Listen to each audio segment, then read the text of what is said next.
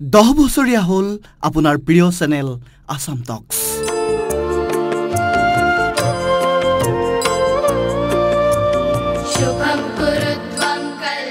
গুৱাহাটীৰ শিল্পগ্ৰামত বৰ্ষপূৰ্তিৰ আৰম্ভপূৰ্ণ অনুষ্ঠান।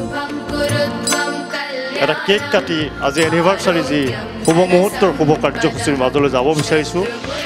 25 মে'ত হৈ যোৱা বৰ্ণাঢ্য অনুষ্ঠানৰ সাক্ষী হওক আপুনিও। দেওবাৰে নিশা 8 বজাত টিভিৰ কাষত বহক, চাওক আসাম টক্স।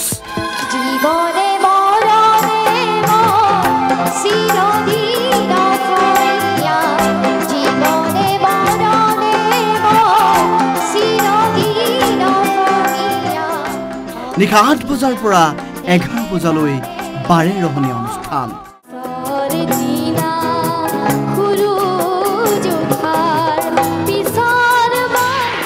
1.5 শতাধিক বৰেণ্য ব্যক্তিলৈ বিশেষ সম্বৰ্ধনা।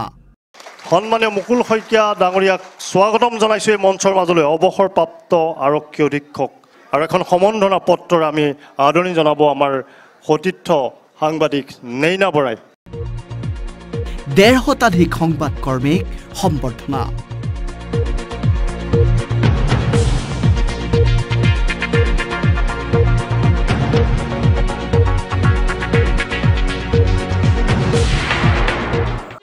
বৰগীত, কামৰূপী লোকগীত,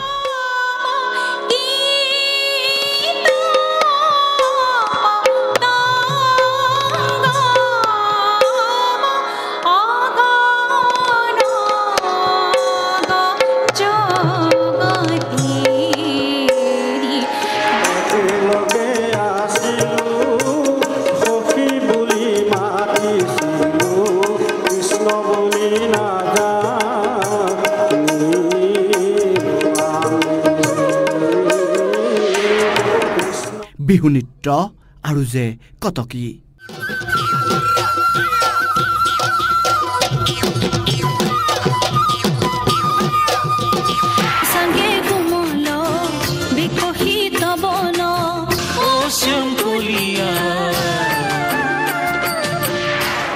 জনপ্ৰিয় কণ্ঠশিল্পীৰ সংগীতানুষ্ঠান।